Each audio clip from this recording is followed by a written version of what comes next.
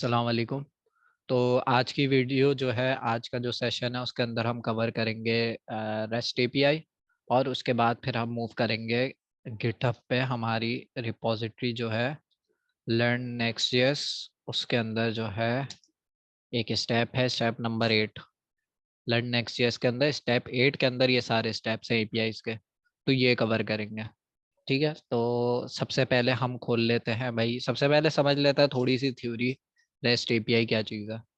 ठीक है, इसको जो है मैं एग्जांपल से समझाने की कोशिश करता हूँ। ओके, जो मेरी लिस्ट में सबसे ऊपर नाम आ रहा है अहमद। अहमद, आपका माइक खुला हुआ है?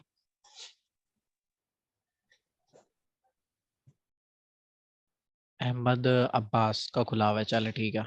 अच्छा, आ, देखें, रेस्ट एपीआई बेसिकली क्या होता है कि आप जो है एक सिस्टम से दूसरे सिस्टम को कम्युनिकेट कराने के लिए हम एपीआईज यूज करते हैं। ठीक है। अच्छा, मैं रेस्ट एपीआई कह रहा हूँ तो ये एपीआई की एक फॉर्म है, रेस्ट एपीआई। ठीक है।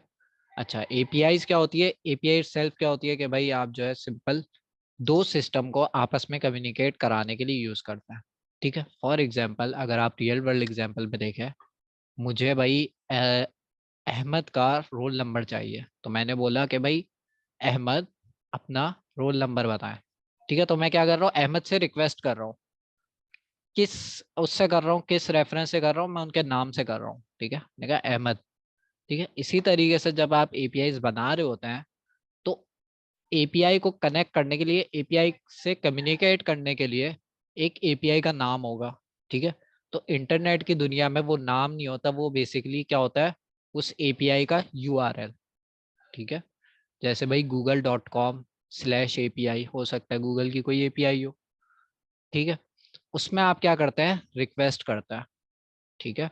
हाँ, रिकॉर्डिंग हो रही है, मैं यूट्यूब पे अपलोड कर दूंगा। उसमें क्या होता है कि आप जो है रिक्वेस्ट करता है, जैसे मैंने अहमद से रिक्वेस्ट करी, सिर्फ मैंने बोला अहमद, ये मैंने करी, एक रिक्वेस्ट करी। ठीक है, अहमद बोलेंगे जी। सही है, अहमद ने क्या दिया, रिस्पॉन्स दिया। इसी तरीके से हमारे पास एक एपीआई की एग्जांपल जो है हम जो है यूज करेंगे, वो है बुक्स एपीआई। वो मेरे ख्याल से इस पोस्टमैन के अंदर है। ये रही बुक्स एपीआई। तो इसके अंदर क्या है कि भाई मैं जो है सबसे पहला मैंने आपको बताया कि भाई एपीआई जो है वो हम यूज करते हैं सिस्टम को कम्युनिकेट कराने के लिए। ठीक है। अच्छा, इसमें जो है मैंने क्या किया है कि मुझे जो है बुक्स एपीआई का कोई सिस्टम है, उनका मुझे डाटा चाहिए। तो मैं क्या कर रहा हूँ, कम्युनिकेट कर रहा हूँ उनसे। किसके थ्रू? उन्होंने एक यूआरएल दिया है कि भाई अगर आपने हमारे डाटा को एक्सेस करना है तो आप इस यूआरएल को कॉल करें। ठीक है। तो वो आपको, मैंने रिक्वेस्ट करी डाटा की, उन्होंने भाई मुझे रिस्पांस दिया। और रिस्पांस के अंदर हमारे पास क्या आ रहा है, जेसन। ठीक है। हमने पहले पढ़ा था कि जेसन एक फॉर्मेट है डाटा ट्रांसफर करने के लिए। ठीक है। अब भाई उन्होंने मुझे, मैंने रिक्वेस्ट करी कि भाई मुझे डाटा दो। ठीक है, तो उन्होंने भाई मुझे डाटा भेजा जेसन फॉर्मेट में। इसी तरीके से अगर मुझे कोई डाटा भेजना होगा तो मैं जेसन फॉर्मेट में भेजूंगा। ठीक है, तो जेसन एक फॉर्मेट है जिसके अंदर हम डाटा ट्रांसफर करते हैं। अब जेसन का फायदा ये है कि भाई वो हम हर लैंग्वेज में यूज कर सकते हैं, जावा स्क्रिप्ट, सी शार्प और जावा, किसी भी लैंग्वेज में हम यूज कर सकते हैं। ठीक है। अच्छा, इसमें एक और चीज मैं ये कह रहा था कि एपीआईज बनाना क्यों जरूरी है। क्या हम डायरेक्टली डेटाबेस से नहीं कम्युनिकेट कर सकते? कर सकता है। देखिए, मैंने एक एप्लीकेशन बनाई। जब मैं क्या कहते हैं कंपोनेंट बनाता हूँ, जब मैं एक सेकेंड,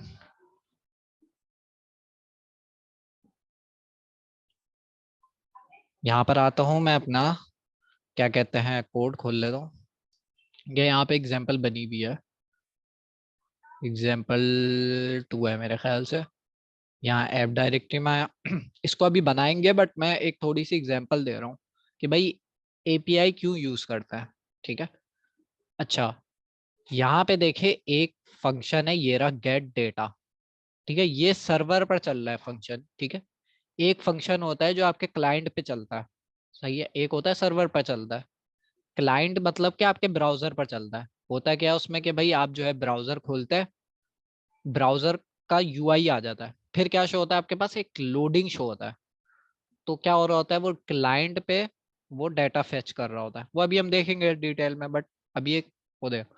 अच्छा, यहाँ पे नेक्स्ट जेएस ने हमें जो फीचर दिया है वो देख कह रहा है कि भाई आप जो है कंपोनेंट ये आपने बनाया हुआ है, इसके अंदर आप जो है सर्वर से डाटा फेच कर सकते हैं। ठीक है, तो सर्वर में डाटा फेच करने का फायदा ये होता है कि भाई वो चीज सिक्योर होती है, क्योंकि आप सर्वर से डाटा फेच कर रहे हो, मतलब डाटा जो है आपके सर्वर पे आप फेच करके क्लाइंट पे भेज रहे हो। ठीक है, वरना क्या हो रहा था, आप क्लाइंट से डायरेक्ट जो है डाटा फेच कर रहा था। तो इसमें सिक्योरिटी का इशू होता है कि भाई आप, क्योंकि जो यूजर है, जैसे मैं यूजर हूँ एक, ठीक है, मैं गया डिस्कॉर्ड की वेबसाइट पे, सही है। अब अगर उन्होंने भाई मुझे डायरेक्ट एक्सेस दिया हुआ है कि भाई मैं यहाँ ब्राउजर से उनका डेटाबेस एक्सेस कर सकता हूँ, तो क्या होगा भाई, मेरे पास एक्सेस है भाई, मैं हैक कर सकता हूँ, मैं जो है उनके डेटाबेस में कुछ छेड़खानी कर सकता हूँ। ठीक है, तो नेक्स्ट जेएस ने कहा कि भाई हमने आपकी ये चीज सॉल्व कर दी सर्वर कंपोनेंट के थ्रू, आप जो है सर्वर पर ही डाटा फेच कर रहे हो।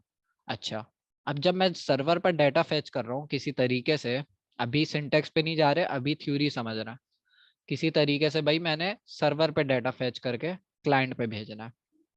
सर्वर पे मैंने डाटा फेच किया, लेकिन मैं जो है एपीआई यूज करे बगैर डायरेक्ट डेटाबेस से डाटा ला सकता हूँ। तो सवाल ये है कि भाई हम एपीआई क्यों बनाए जब मैं डेटाबेस से डायरेक्ट डाटा ला सकता हूँ। देखिए, ये ना 3 टियर आर्किटेक्चर होता है, फ्रंट एंड होता है, बैक एंड होता है, डेटाबेस होता है। ठीक है, जो हमारा बैक एंड है वो हमारा वो है, क्या कहते हैं, एपीआईज। ठीक है, हमने फ्रंट एंड से, फ्रंट एंड क्या है भाई, ये रहा, ठीक है, ये मेरा फ्रंट एंड है जो कि यूजर को दिख रहा है। ठीक है, मैंने जो है एपीआई रिक्वेस्ट करी, फर्ज कर लें इस बटन पे मैं क्लिक कर रहा हूँ ना, तो एक रिक्वेस्ट जा रही है बैक एंड पे। ठीक है, अब वो रिक्वेस्ट कौन लेकर जा रहा है, वो रिक्वेस्ट लेके जा रही है एपीआईज। ठीक है, एपीआईज का काम है कि जो है मेरी रिक्वेस्ट लेकर जाए सर्वर तक। ठीक है, अच्छा, फ्रंट एंड समझ आ गया, बैक एंड में आ गई हमारी एपीआईज। एपीआईज क्या कर रही है भाई, मुझे मेरी हेल्प कर रही है कि मैं जो है डेटाबेस से डाटा निकाल सकूं या बैकएंड से कम्युनिकेट कर सकूं। ठीक है, हमारी एपीआईज ये काम कर रही है, सही है। तो भाई मैंने बैकएंड पे एक एपीआई बनाई है, ये रही, इन लोगों ने बनाई भी है भाई, हम इसी को यूज करेंगे। मैंने भाई ये यूआरएल यूज करते हुए बैकएंड से मैं रिक्वेस्ट कर रहा हूँ। अच्छा, अब ये जो मैसेज है, ये वाला मैसेज तो स्टैटिक भी हो सकता है, बट एक एग्जांपल दे रहा हूँ, ये मैसेज हो सकता है डेटाबेस से आ रहा हो। ठीक है, अब एपीआईज क्या कर रही है, एपीआईज भाई मैंने एपीआई के थ्रू रिक्वेस्ट करी, अब एपीआई क्या कर रही है, डेटाबेस में जा रही है, डाटा निकाल रही है और डाटा मुझे लाकर दे रही है। ठीक है, फिर मैं रिक्वेस्ट करूंगा, फिर एपीआईज जाएंगी डेटाबेस में, डेटाबेस से डाटा निकाल के मुझे लाकर देगी। ठीक है, अच्छा, ये हो गया 3 tier, front end, back end, database. ठीक है, असल डाटा कहाँ पे है, डेटाबेस में। अच्छा, अब जो है मैं कह रहा था आप लोगों से कि हम मैं, सब एक सवाल है एक सेकंड मैं ये बात सर। कंप्लीट कर लूं। मैं कह रहा था कि भाई मैं जो है बीच से एपीआईज निकाल सकता हूँ, और मैं जो है फ्रंट एंड से कुछ फ्रेमवर्क ऐसे होते हैं जैसे पीएचपी, ओके एक सेकंड। अच्छा, कुछ फ्रेमवर्क ऐसे होते हैं जैसे पीएचपी और माई एसक्यूएल, अगर आप लोग को पता हो, उसमें क्या होता है, एपीआई करे बगैर मैं क्या है पीएचपी से डेटाबेस में, पीएचपी एक लैंग्वेज है, पीएचपी से डेटाबेस में डाटा डाल रहा हूँ, निकाल रहा हूँ, इस तरह से कर रहा हूँ, उसमें एपीआईज नहीं होती। ठीक है, पहले मैं इसी तरीके से काम, जब मैं सीख रहा था पीएचपी तो मैं इस तरह से काम करता था कि पीएचपी से मैंने भाई डायरेक्ट डेटाबेस में डाटा डाला, डाटा निकाला। ठीक है, बीच में एपीआईज होती ही नहीं थी।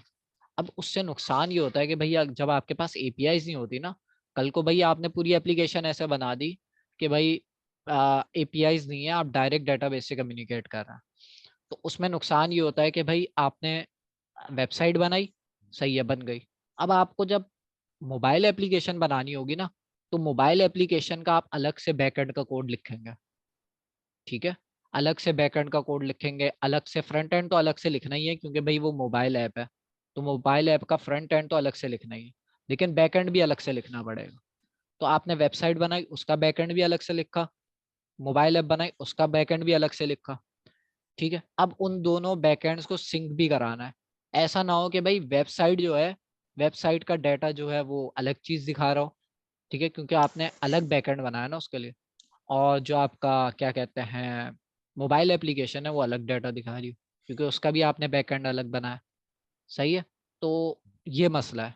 अब एपीआई से क्या फायदा हो रहा है, आपने एक दफा किसी भी लैंग्वेज में एपीआई बना दी, ठीक है, वो एपीआई आप कहीं पर भी यूज कर सकता है। मतलब आपने जो है बैकएंड बना दिया एक, और उसमें आपने एपीआईज बना दी हैं जिससे एपीआईज की हेल्प से मैं किसी भी लैंग्वेज में डेटा अपना एक्सेस कर सकता हूँ।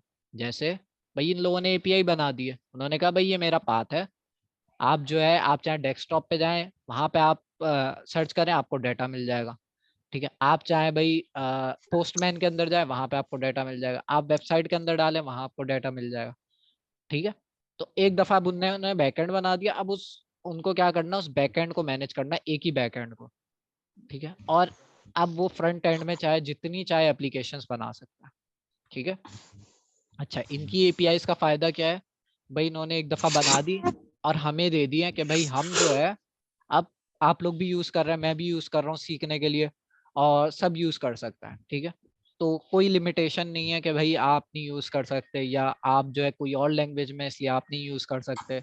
उन्होंने ये कुछ नहीं बताया, उन्होंने कहा भाई ये एपीआई है, आपको जहाँ यूज करना है करो, सही है। सवाल जी। ये एपीआई को हम सर्वेंट ऐसा कह सकते हैं कि हमारा ऐसा सर्वेंट काम कर रहा है डेटाबेस हाँ से डेटा। बिल्कुल बिल्कुल, बिल्कुल सही कह रहे हैं आप। रेस्टोरेंट में जैसे वेटर्स होते हैं ना, वेटर क्या करते हैं, आपके ऑर्डर लेते हैं, ठीक है, वो जाके शेफ को बताता है, ठीक है, शेफ क्या करता है, शेफ खाना बना के वेटर के थ्रू ही बेचता है, ठीक है। तो वेटर क्या है, एपीआई है।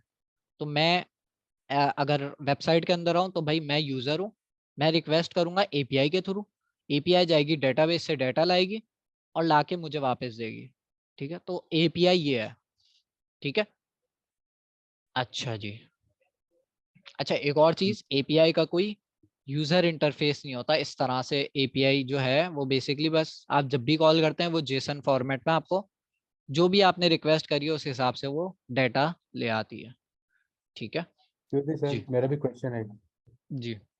जी सर, इस तरह से कि जो हम एपीआईज का इस्तेमाल करते हैं, क्या हम जब पहले वक्तों में कनेक्शन स्ट्रिंग देते थे डेटाबेस के साथ कनेक्टिविटी करके, क्या वो हम्म। भी जो प्रोवाइडर जिन्हें हम कहते थे वो भी एपीआई की फॉर्म थी?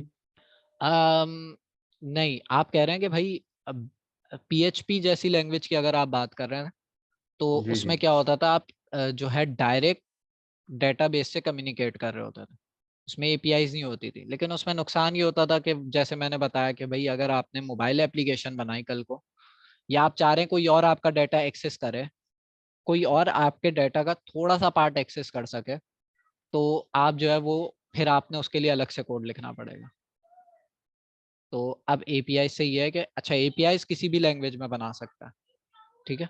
हमजा भाई सही। ये क्लास तो कब तक भाई ये चलेगी यार, क्लास देखें कब तक चलेगी यार, देखें।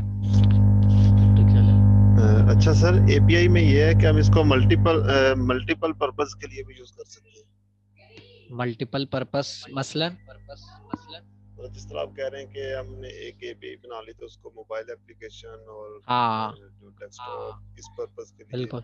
और अब कर तो सकते ऐसा हैं। हो रहा है कि भाई एक सेकेंड, अब तो ऐसा हो रहा है कि भाई आप जो है एपीआईज बनाए और उसको बेचना स्टार्ट कर दें, ठीक है। तो यही हमारा इन फ्यूचर गोल होगा कि हम ऐसी एपीआईज बनाए जो डेवलपर्स खरीदें, ठीक है। अब उसकी डिटेल में जो है हम फिर कभी जाएंगे, बट अभी जो है यही है कि एपीआई जो है एपीआई का बूम जो है ना वो यही है कि आप जो है कुछ ऐसी चीज बना दी जो आप कोई भी एक्सेस कर सकता है। तो आप जो है उसका क्या कर सकते हैं, सब्सक्रिप्शन भी लगा सकते हैं, ठीक है, लेकिन फिर एपीआई भी ऐसी होनी चाहिए यूनिक सी, ठीक है। तो उस पे एक एग्जांपल दे देता हूँ, स्ट्राइप। स्ट्राइप ने क्या किया है, स्ट्राइप एक पेमेंट का प्लेटफॉर्म है। स्ट्राइप ने क्या किया है, ये स्ट्राइप है, अपनी एपीआईज प्रोवाइड कर दिए कि भाई आप हमारी एपीआईज यूज करो, ठीक है। हम जो है पेमेंट का जितना भी हेडेक है, जितनी भी कोडिंग है वो हम कर रहे हैं, ठीक है। हम उसकी सिक्योरिटी देखेंगे, हम जो है इंटीग्रेशन देखेंगे, हम देखेंगे कि भाई जो भी उससे मेंटेनेंस के हवाले से है वो सब ये देखेंगे। उन्होंने क्या किया कि भाई हमें एक अपनी एपीआई दे दी कि आप यूज करें, लेकिन हम जो है आपको चार्ज करेंगे एपीआई यूज करने का। देखिए ये चार्जेस है उनके, ठीक है। तो इस तरह से ये लोग चार्ज कर रहे हैं, और जो है सब्सक्रिप्शन बेस होता है या पे एज यू गो मॉडल होता है कि भाई जितना यूज कर रहे हैं आप उतना जो है ये चार्ज करेंगे। इस तरह से हम लोग इन फ्यूचर करेंगे। खैर अच्छा अच्छा सर हमजा भाई, ठीक है, मैंने एक और पूछना था सवाल ये। है। बोला जी जी सर, सवाल ये है कि जिस तरह हम पीएचपी में वो जैम और वैम सर्वर वगैरह यूज करते थे जो डायरेक्ट डाटा हम एक्सेस कर लेते थे, हाँ तो एपीआईज में हम एपीआईज के थ्रू करेंगे, ऐसे ही है। बिल्कुल। तो क्या डिफरेंस है इसमें, क्या सिक्योरिटी हमें प्रोवाइड कर रही है एपीआईज? काम तो ये देखिए भी वही कर सिक्योरिटी रही भी है। प्रोवाइड कर रही है, प्लस जो है क्योंकि देखें हम अब डेटाबेस को डायरेक्ट कम्युनिकेट, एक सेकंड आपकी आवाज रिपीट आ रही है। हाँ, डेटाबेस से हम डायरेक्ट कम्युनिकेट नहीं कर रहे हैं, हम एपीआईज के थ्रू कर रहे हैं। तो हमने एपीआईज में सिक्योरिटी भी लगा दी कि भाई कोई स्पैम ना करे, स्पैम करे तो भाई वो एपीआई जो है वो ब्लॉक कर देगी उस यूजर को, ठीक है। दूसरी चीज, किसी भी एक दफा मैंने एपीआई बना दी, अब मैं किसी भी प्लेटफॉर्म पे यूज कर सकता हूँ, ठीक है। उसको सेल कर सकता हूँ, उसको क्या कहते हैं कहीं पे भी यूज कर सकता हूँ। तो यही मेन एडवांटेजेस है एपीआई बनाने के। ओके, हमजा भाई, ये पोस्टमैन क्या है उसका, उसी पे क्यों कर रहे हैं हम, अभी वो उसी क्या? पे जा रहे हैं, जा रहे हैं उसी पे जा रहे हैं, अभी जो है उसी पे जा रहा है, ठीक है। API is also called backend. हाँ बिल्कुल, ठीक है। सर एक मेरा एक बैकएंड जो है, देखें बैकएंड आपका सिर्फ एपीआई नहीं है, बैकएंड में काफी सारी चीजें आ जाती हैं, लेकिन एपीआई जो है वो बैकएंड में ही आ जाती है, मतलब बैकएंड में ही आप बनाते हैं एपीआईज को। सर जब हम बैकएंड का नाम लेते हैं तो उसमें डेटाबेस नहीं आ जाती? बैकएंड में आ जाती है, लेकिन जो है उसमें क्या कहते हैं अब जो है हमने क्या किया, एक और एपीआई का मुझे फायदा याद आया कि अब जो है ना डीस्ट्रक्चरिंग कर दिया, मतलब कि ऐसा कर दिया माइक्रो सर्विसेज बना दिए। इसमें क्या होता है कि भाई आपका फ्रंट एंड अलग जगह पे है, ठीक है, आपका बैक एंड अलग जगह पे, आपका डेटाबेस अलग जगह पे है, ठीक है। बैक एंड के अंदर एपीआईज आ गई, अब डेटाबेस अलग जगह पे है। इससे फायदा क्या हो रहा है, कल को सिर्फ वही आपने सिर्फ डेटाबेस स्केल करना है, सही है, तो सिर्फ आपने डेटाबेस स्केल कर लिया। पहले क्या होता था भाई, फ्रंट एंड बैक एंड और डेटाबेस सब एक ही जगह पे एक ही सर्वर पे है, ठीक है, एक ही जगह पे एक ही सर्वर पे। उसमें नुकसान क्या होता था, मुझे भाई डेटाबेस को अपग्रेड करना है क्योंकि उसमें ज़्यादा रिक्वेस्ट आ रही है, तो अब मुझे पूरे सर्वर को अपग्रेड करना पड़ेगा, जिसमें फ्रंट एंड भी है बैक एंड भी है। अब मैंने क्या किया, फ्रंट एंड को अलग सर्वर पे रखा है, बैक एंड को अलग कर दिया और डेटाबेस को अलग कर दिया, सही है। तो इसमें बहुत डिटेल है, बट अभी इसको यहीं तक रखते हैं क्योंकि अभी हम बैक एंड नहीं सीख रहे, अभी हम एपीआई सीख रहे हैं। सर मेरा ये क्वेश्चन है कि हम एपीआई क्यों बनाते हैं, हम बनी बनाई, जैसे ये बुक वाली एपीआई है बनी बनाई मिल गई तो इसका हमें और एपीआई से बनी बनाई मिल जाती आपको अपनी भी तो लॉजिक लिखनी होगी, अब आपका अपना डेटाबेस होगा जब, तो आप उसके लिए अपनी एपीआईज बनाएंगे ना, तो जाहिर है उस डेटाबेस का एक्सेस तो सिर्फ आपके पास होगा, तो उसकी आपने एपीआईज बनानी होंगी, ठीक है। तो उन्होंने अपना डेटाबेस दिया है कि भाई ये, लेकिन उसके अंदर सिर्फ आपके पास बुक्स हैं, और बुक्स भी कोई तुक नहीं बनती उस बुक्स की, और कोई भी यूज कर सकता है, ठीक है। तो आप जब अपनी एप्लीकेशन बनाएंगे तो उसके अंदर जो है आपकी अपनी एपीआईज होंगी जो सिर्फ आपकी वेबसाइट के लिए होंगी, ठीक है। अब जो है आगे कंटिन्यू करते हैं, बीच में फिर सवाल ले लेंगे। हमजा ये बुक को दोबारा थोड़ा सा बताना, स्टेप 8 में आ जाके रहा है कहाँ आ से रहा है, ओपन कर। नहीं, ये जो अभी ओपन की हुई है आपने ये स्टेप 8 के अंदर, स्टेप 8 के अंदर जो है आप देखें बुक्स लिखेगा, कंट्रोल F दबा के बुक्स लिखें तो आ जाएगा। ये स्टेप 02 के अंदर है, रीडमी के अंदर नहीं, स्टेप 01 के 00 के अंदर है, ठीक है। 00 के अंदर जो है वो बुक्स की एपीआई मिल जाएगी, यहाँ पे लिखें बुक्स, ये आ गई बुक्स रेस्ट एपीआई। अच्छा सही है, आगे बढ़ते हैं भाई। ये मैंने एक रिक्वेस्ट करी, सर्वर ने क्या किया, मुझे रिस्पॉन्स किया।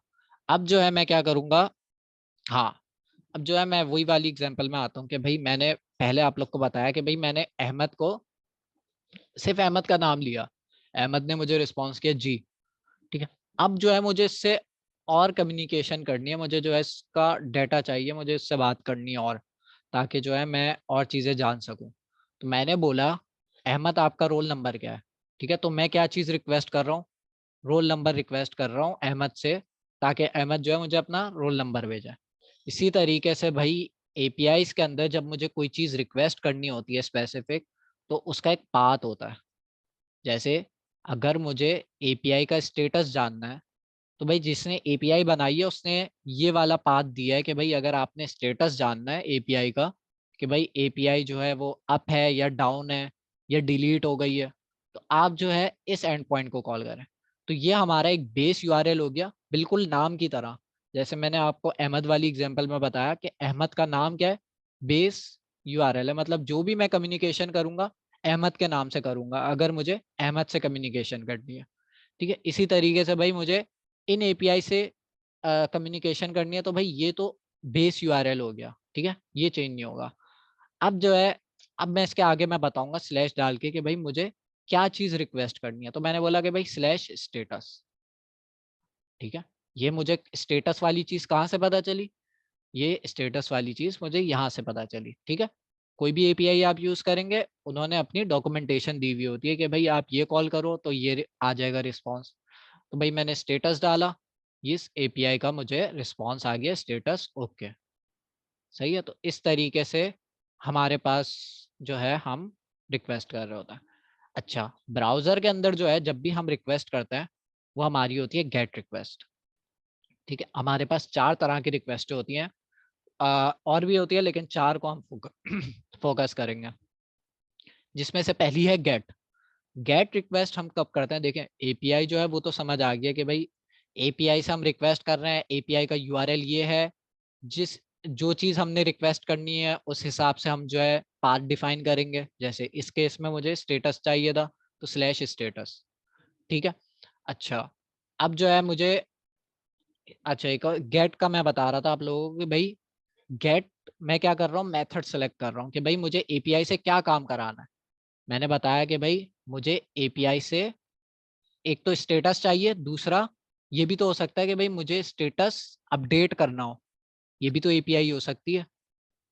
यार मैं जूम कर दूंगा लेकिन वो यूआरएल जूम नहीं होगा, यूआरएल यहाँ से देख लेता है। अगर मैं स्टेटस का देखें, यहाँ पे इन्होंने गेट का मेथड दिया हुआ है, ठीक है। गेट का मेथड क्या करेगा, गेट का जो है इसका मतलब ये हुआ कि भाई आप जो है जब गेट से रिक्वेस्ट करते हैं तो उसका मतलब ये होता है कि आप डाटा फेच कर रहे हैं और कुछ नहीं कर रहे हैं, ठीक है। इसमें देखें मैंने क्या किया है, मैंने भाई इसे एपीआई पे रिक्वेस्ट करी, उसने मुझे डाटा दे दिया। तो डाटा फेच करने के लिए हम गेट रिक्वेस्ट यूज करते हैं, ओके। इसके बाद हमारे पास बुक्स की जो रिक्वेस्ट है उस पर भी अगर मैं गेट लगाऊं, गेट, अच्छा बाय डिफॉल्ट ब्राउजर के अंदर अगर मैं करता हूं तो गेट रिक्वेस्ट ही जाती है, सही है। तो देखिए यहाँ पे मैं कहीं पर भी नहीं लिख रहा गेट रिक्वेस्ट जानी चाहिए या दूसरी जानी चाहिए, ब्राउजर जो है बाय डिफॉल्ट गेट रिक्वेस्ट भेजता है, ठीक है। तो गेट रिक्वेस्ट नाम से ही पता चल रहा है डाटा फेच करने के लिए यूज होती है, डाटा गेट करने के लिए। बुक्स पर आते हैं, ये हमारे पास भाई बुक्स की एपीआई कॉल हुई और यहाँ पे हमारे पास क्या कहते हैं जेसन आ गया और इसमें बुक्स से रिलेटेड डाटा आ गया।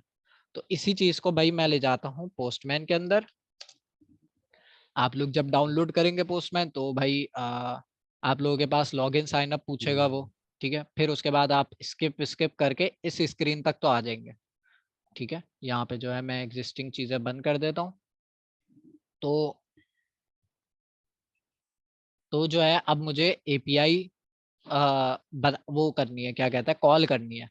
अच्छा पहले तो समझ लेते हैं पोस्टमैन क्या चीज़ है।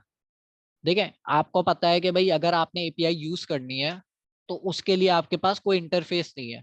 आप एपीआई जब बन जाती है तो एपीआई जो एपीआई प्रोवाइड करते हैं वो क्या चीज़ प्रोवाइड करता है, इस तरह की डॉक्यूमेंटेशन। उसके अंदर आपके पास क्या है, यूआरएल, ठीक है। अब इस यूआरएल पे मैं कॉल कर रहा हूँ तो भाई मैंने गेट रिक्वेस्ट करी तो मुझे भाई ये जेसन आ गया, सही है। लेकिन इसमें 2-3 ड्रॉबैक है कि भाई पहली चीज तो सिर्फ मुझे गेट रिक्वेस्ट करनी नहीं है, मुझे और भी रिक्वेस्ट करनी हो सकती हैं, ठीक है। और मैं चाह रहा हूँ ये देखे अजीब अजीब तरीके से डाटा लिखा हुआ है, ठीक है, मैं चाह रहा हूँ एक फॉर्मेट में आए, मतलब कि साफ सुथरा है, सही है। तो उसके लिए हम क्या कर सकते हैं, कोई टूल यूज कर सकते हैं, जैसे पोस्टमैन। पोस्टमैन क्या कर रहा है भाई, हमें जो है एक इंटरफेस प्रोवाइड कर रहा है कि भाई हम एपीआईज को टेस्ट कर सकें, ठीक है। हमने क्या करना है पोस्टमैन यूज करते हुए, बस एपीआईज को टेस्ट करने के लिए यूज करना है, सही है। यहाँ पर मैं आऊंगा, प्लस की साइन पे क्लिक करता हूँ, प्लस के साइन से भाई ये मुझसे पूछ रहा है यार यूआरएल बताओ, तो जो है मैं यही वाला यूआरएल उठाता हूँ और यहाँ पे डाल देता हूँ।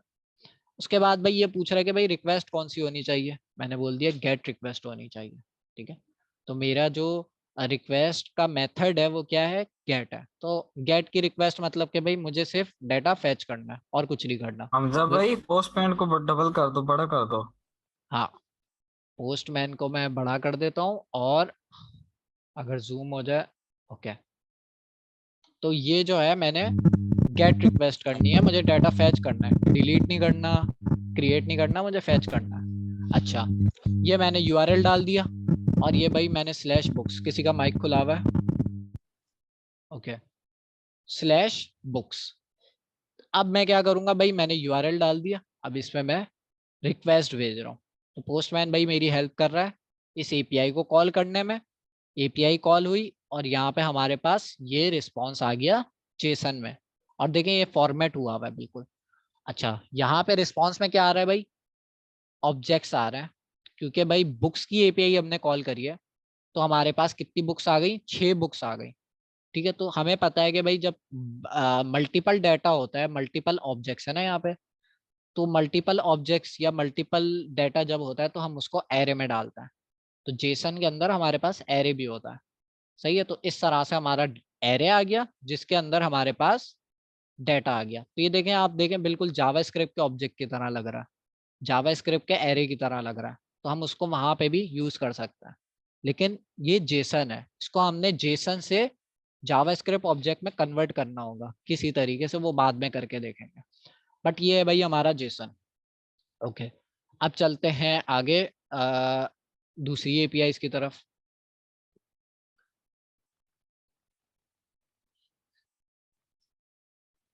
आगे अगर हम चले, सही है, हसनैन का जवाब दे दिया मेरे ख्याल से दानियाल ने। तो आगे चलते हैं, कोई मुश्किल चीज नहीं है, टूल है एक एपीआई यूज करने के लिए, एपीआई की टेस्टिंग के लिए, ठीक है।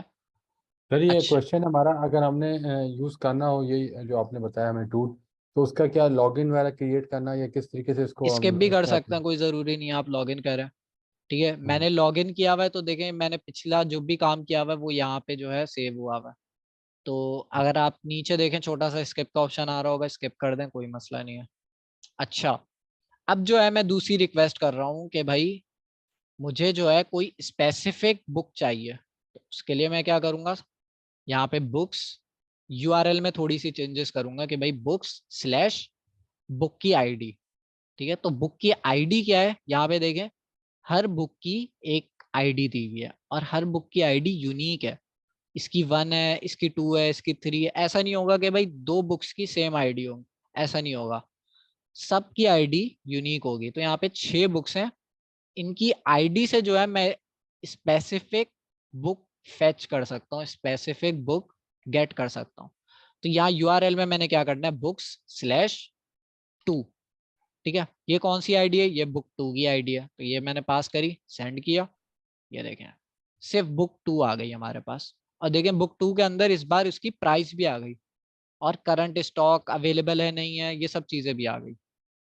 जबकि हम जब बुक्स मंगवा रहे थे तो उसके अंदर लिमिटेड हमारा डाटा आ रहा था, ठीक है। तो ये किस तरह से हो रहा है, लिमिटेड डाटा क्यों आ रहा है, ये हम जब बैकएंड पढ़ेंगे तब समझेंगे। अभी फ्रंट एंड पे एपीआई कैसे यूज करता है वो सीख रहा है। अच्छा जी, ये हमारे पास भाई तीसरी गेट रिक्वेस्ट हो गई। अब मैं चाह रहा हूँ कि भाई सर मैं, ये सर मेरा क्वेश्चन है कि सिर्फ हम क्या आईडी पर ही गेट कर सकते हैं, या स्ट्रिंग पर भी हम कोई और हाँ नहीं, वैल्यू पर भी? सिर्फ आईडी पे गेट कर सकते हैं इस केस के अंदर। और अमूमन होता भी ऐसे ही है कि भाई आप जो है एक यूनिक की बना देते हैं जो कि आईडी होती है। अब जरूरी नहीं है कि वो आईडी इसी तरीके की दिख रही हो, 1 2 3 4। कुछ आईडीज होती हैं जो ABCD XYZ ऐसे रैंडम करेक्टर्स भी होता है, ठीक है। लेकिन एक यूनिक आईडी होती है जो कि जिसकी हेल्प से हम उस स्पेसिफिक डाटा को फेच करता है। ओके, तो भाई सर हमने सर, इसके अंदर एक चीज ये भी है कि इनकी डॉक्यूमेंटेशन ही इन्होंने इस तरह बिल्डअप की है कि आप उसको आईडी पर ही फैच करें, मतलब ये हर एपीआई के हवाले से वेरी देखिए करता है। हर एपीआई के अंदर जो है लोग इसी तरीके से इम्प्लीमेंट करते हैं कि भाई आईडी रखते हैं ताकि जो है हम आईडी से फैच कर सकें। अच्छी प्रैक्टिस यही है। अब आप चाह रहे हैं कोई और लॉजिक लगाना तो लगा सकते हैं, ऑप्शन होता है, लेकिन जो है एक स्टैंडर्ड यही है कि आईडी से हम फैच करता ओके। यूनिक की जिसे हम कहते हैं वही। हाँ यूनिक की, बिल्कुल यूनिक की होनी चाहिए और आईडी होनी चाहिए। सही है। अच्छा, अब चलते हैं आगे, ऑर्डर्स। हमजा भाई अच्छा एक सवाल सवाल पूछा रुक, जाए। एक सेकंड, सवाल थोड़ी देर रुक जाए। मैं जो है ऑर्डर्स वाला, अच्छा आपका इसी से रिलेटेड सवाल है, जी जी, इसी से रिलेटेड सवाल है। पूछा।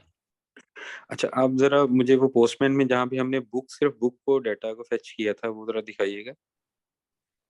नहीं ये टू नहीं, सिर्फ बुक वाला। बुक्स, जी ओके ये जहाँ अच्छा, अब हम जब बुक की आईडी के मुतालिक हम अभी बता रहे थे कि आईडी यूनिक होता है, तो यूनिक आईडी से हम लोग फेच कर रहे हैं।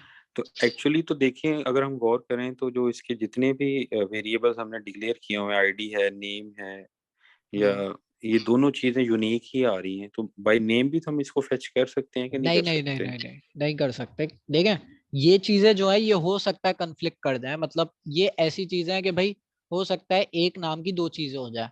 हो सकता है अब 1 लाख प्रोडक्ट्स हैं, 1 लाख बुक्स है, उसमें से हो सकता है एक बुक के सेम नाम हो सकता है, ठीक है। और आईडी जो होगी वो हर प्रोडक्ट की अलग होगी। ये डेटाबेस में भी ये होता है कि अगर एक नाम की आ, एक नाम की दो आईडीज हो तो वो वहीं पे एरर दे देता है, वो आईडी नहीं करने देता, ठीक है। तो आईडी हम इसलिए भी यूज करते हैं कि भाई आईडी से जब हम फैच करते हैं ना तो डाटा जो है जल्दी हमें मिलता है, परफॉर्मेंस अच्छी होती है। तो डेटाबेस की भी कुछ रूल्स हैं, तो उससे परफॉर्मेंस अच्छी करने के लिए हम आईडी यूज कर रहे होता है, ठीक है। सर ये जो स्ट्रिंग होती है इसके अंदर ये भी तो है कि स्पेसेस आपको देखने, अगर स्पेसेस ज्यादा हो जाएंगे तब भी वो मैच नहीं करेगा जब आप उसको फाइंड पे लगाएंगे सर्चिंग ये पे। चीज हाँ बिल्कुल, इस तरह के स्ट्रिंग तो बिल्कुल भी आप सर्च के लिए नहीं यूज करते। थोड़े इस तरह के हो सकते हैं नॉन फिक्शन, ये क्या है, टाइप है। अब आप चाह रहे हैं केपीआई बनाए जिसमें जो है सारे नॉन फिक्शन वाले आ जाए, ठीक है। यहाँ पे दो टाइप्स हैं, एक फिक्शन वाली है, एक नॉन फिक्शन वाली है। तो नॉन ये फिक्शन एपीआई बना सकता है भाई नॉन फिक्शन वाली सारी आ जाए। तो इसने देखे ये एपीआई बना सकता था ये, और इन्होंने देखे किस तरह से लिखा है, इसमें स्पेस नहीं है। इसने टाइप जो है नॉन डैश फिक्शन इस तरह से लिखी है, इसी तरह से फिक्शन, और इस तरह से ही हम कैटेगरीज बनाते हैं। तो ये एपीआई बना सकता था एक जिसमें टाइप के अकॉर्डिंगली हम फेच कर रहे हैं। तो खैर वो तो बहुत तरह की एपीआईज बन सकती है। अभी टॉपिक अच्छा, पे आ जाता है। हमें अगर सेम नाम के स्टूडेंट देखने हो, जैसे अहमद नाम के 4-5 है, आईडी तो सबकी अलग होगी, बट अगर देखिए हमें चार उसको पांच छोड़ के दें, देख। अभी अभी छोड़ दें उसे। अभी जो है ये चीजें देख लेते हैं जो इस एग्जाम्पल में, ठीक है, क्योंकि 1000 यूज केसेस बन सकते हैं और 1000 सवाल हो सकते हैं इस पे, लेकिन हमें जो है टॉपिक्स कवर करने हैं जल्दी। ओके, तो हम जो है नेक्स्ट हम एपीआई एंड पॉइंट पे जा रहे हैं जो कि है ऑर्डर्स। ऑर्डर्स में क्या होगा, यहाँ पर आता है, मैं लिखता हूँ ऑर्डर्स। मुझे भाई इस एपीआई के थ्रू ऑर्डर गेट करना है। सेंड पे मैंने क्लिक किया, यहाँ पे एरर आ गया मिसिंग ऑथराइजेशन हेडर। अब ये क्या चीज़ है, ये क्या है, बेसिकली हमारे पास इन्होंने जो है लिमिट लगाई हुई है कि आप जो है इस एपीआई को नहीं एक्सेस कर सकते हैं, ठीक है। भाई आप स्ट्राइप की एपीआई देख लें, अगर उन्होंने इस तरह की सिक्योरिटी नहीं लगाई हुई हो तो क्या होगा, स्ट्राइप की एपीआई हर कोई यूज कर रहा होगा, ठीक है। स्ट्राइप वाले क्या चाहते हैं कि भाई हाँ एक प्रॉपर तरीका हो, यूजर आए हमारे प्लेटफॉर्म पे साइन अप करे और अपनी एपीआई की जनरेट करे, ठीक है। वो एपीआई की एक तरह से वो कह सकते हैं आपको एक पास दे रहा है कि भाई ये आपका पास है एपीआई यूज करने का, ठीक है।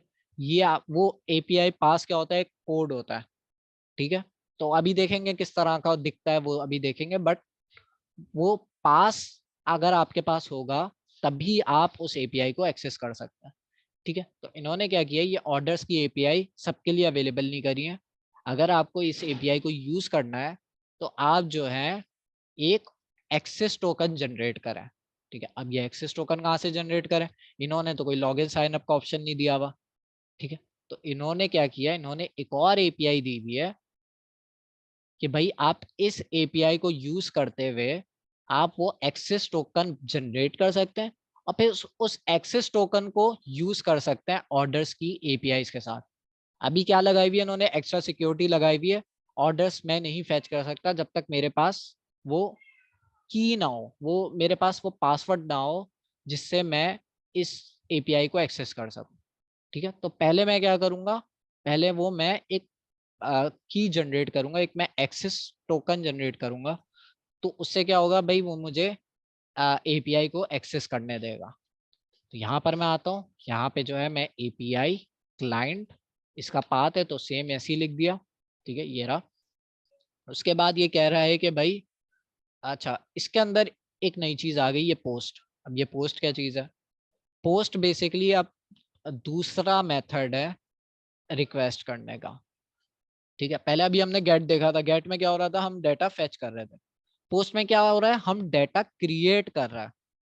ठीक है, अब वो क्रिएट किस तरह से करेंगे, सबसे पहले तो भाई मैं रिक्वेस्ट चेंज कर देता हूँ, पोस्ट कर देता हूँ इसे, क्योंकि भाई मुझे जो है उनके डेटाबेस में डेटा क्रिएट करना है। सही है, तो यहाँ पे मैंने क्या किया, एपीआई क्लाइंट और पोस्ट रिक्वेस्ट कर दी। अब जो है वो कह रहा है कि भाई आपने जो है बॉडी के अंदर आपने जेसन पास करना है, क्योंकि भाई मैंने आपको बताया मैंने पोस्ट रिक्वेस्ट करी, पोस्ट रिक्वेस्ट हम डेटा इंसर्ट करने के लिए यूज करते हैं। ठीक है, अब डेटा इंसर्ट करना है, ठीक है, लेकिन क्या इंसर्ट करना है तो वो भी तो बताना है ना।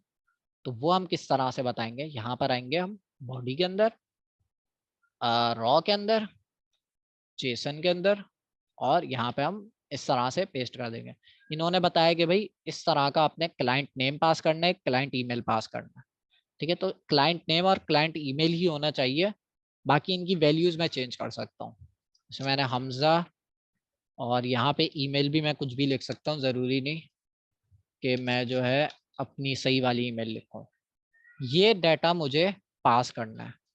ठीक है, तो तीन चीज़ें हमने देखी, पोस्ट रिक्वेस्ट कर रहे हैं हम, ठीक है, और उसके अंदर हम जो है जेसन पास करें, जेसन फॉर्मेट है, जेसन मैं पास कर रहा हूँ ताकि जो है मैं इस एपीआई में, इस एपीआई की हेल्प से डेटा क्रिएट कर सकूँ अपना उनके डेटाबेस में।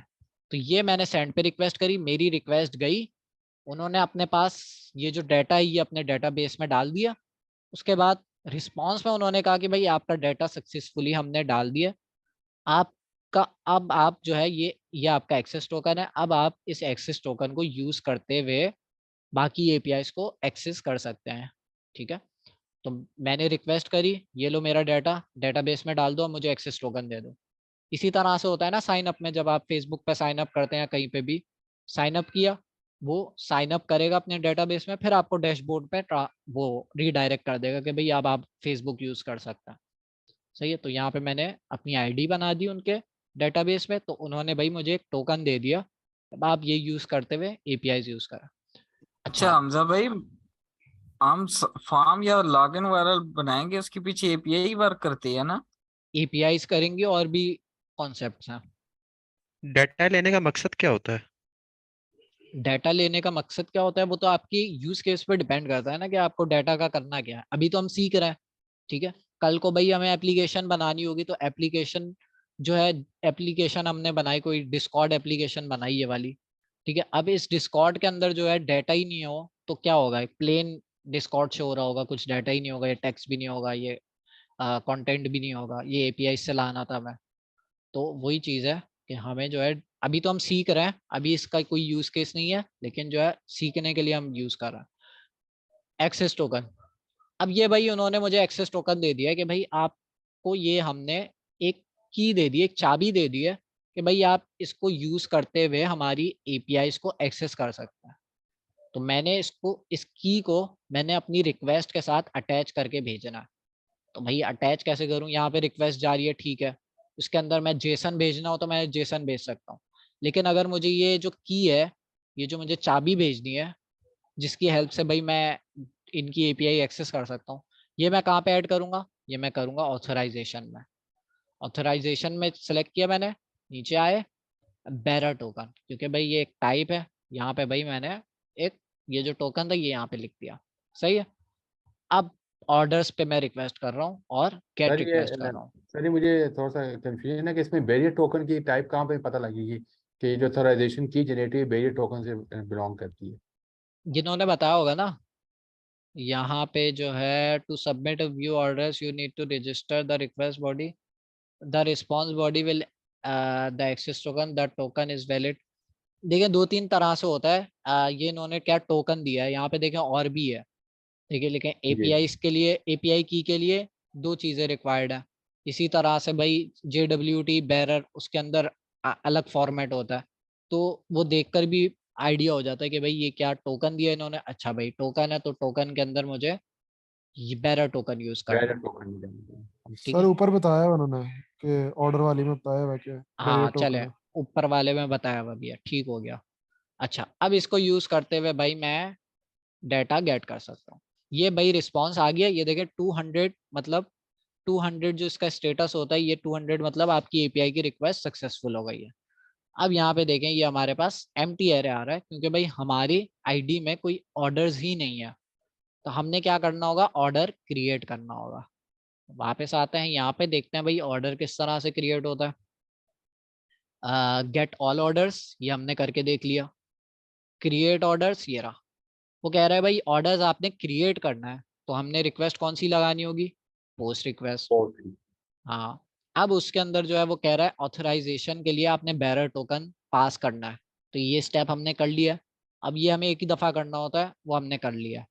उसके बाद वो कह रहा है कि भाई ये डाटा आप पास करें, इस तरह का कुछ डाटा पास करें जिसके अंदर बुक आईडी होनी चाहिए और कस्टमर का नाम होना चाहिए, ठीक है। तो ये 2 चीजें मुझे पास करनी है। यहाँ पर आता हूँ, बॉडी पे जाता हूँ, यहाँ पे मैं वो 2 चीजें पास कर देता हूँ, ठीक है। और बुक आईडी में क्या, बुक आईडी जो है मैं 100 कर देता हूँ, ठीक है। देखते हैं, कस्टमर नेम हमजा, और ये स्ट्रिंग है तो इस तरह से लिखूंगा, सेंड। अच्छा गेट रिक्वेस्ट नहीं करनी यहाँ पे, मुझे पोस्ट रिक्वेस्ट करनी है, क्योंकि भाई मैं डाटा क्रिएट कर रहा हूँ। पोस्ट रिक्वेस्ट करी, यहाँ पे एरर आ गया, एरर दे रहा है इनवैलिड और मिसिंग बुक आईडी। तो भाई ये क्या हो रहा है, ये कह रहा है कि भाई आपने जो बुक आईडी पास करी है वो इस आईडी नाम की कोई बुक ही नहीं है, ठीक है। अगर मैं बुक्स पे जाऊं, बुक्स पे चलते हैं भाई फिर से, और गेट पे चलते हैं, सेंड किया। 6 बॉक्स थी ना। हाँ 6 बुक्स हैं, ये देखें 1 2 3 4 5 6। इन 6 बुक्स में से इन 6 बुक्स को यूज कर सकता हूँ मैं, इस तरह से अपनी पसंद से कोई अच्छा आईडी नहीं डाल सकता। अच्छा हमजा भाई, इस तरह हमें सिर्फ यही सर्च करना पड़ेगा ना बुक्स को करके कितनी डेटा हमारे पास अवेलेबल है। हाँ बिल्कुल, जब आप बैक एंड पे काम कर रहे होते हैं तो इस तरह से कर रहे होते हैं, जब आप फ्रंट एंड पे करेंगे तो उसके थोड़ा सा अलग तरीका होता है। सॉरी माइक तो ऑफ करवा दें तो जरूरत हमजा भाई हो ये पोस्ट में तो हम नया डाटा एंटर कर रहे हैं तो वो ऐड क्यों नहीं हो रहा? पोस्ट पे हम नया डाटा ऐड कर रहे थे, लेकिन उसने एरर दे दिया था। वो एरर ये दिया था उसने कि भाई देखिए बुक आईडी तो वही आप ऐड कर सकते हैं जो कि बुक एग्जिस्ट हो। भाई आप खुद लॉजिक लगाएं कि आप ऑर्डर कर रहे हैं, आप किसी वेबसाइट पे ऑर्डर कर रहे हैं, तो आप वही प्रोडक्ट ऑर्डर कर सकते हैं ना जो उस वेबसाइट के अंदर अवेलेबल हो। ऐसा तो नहीं हो सकता कि भाई आप कोई ऐसा प्रोडक्ट कर रहे हैं जो उस वेबसाइट में है ही नहीं, सही है। तो इसी तरीके से मैं वही बुक ऑर्डर कर सकता हूँ जो इस एपीआई ने मुझे प्रोवाइड करी है। तो यहाँ पे 6 बुक्स हैं और उनकी आईडीज दी हुई हैं, तो मैं इन 6 में से किसी को खरीद सकता हूँ। यहाँ पे मैंने 6 कर दिया, सही है। तो भाई ये हो गया, सेंड किया। पोस्ट रिक्वेस्ट है, बुक्स नहीं ऑर्डर्स है।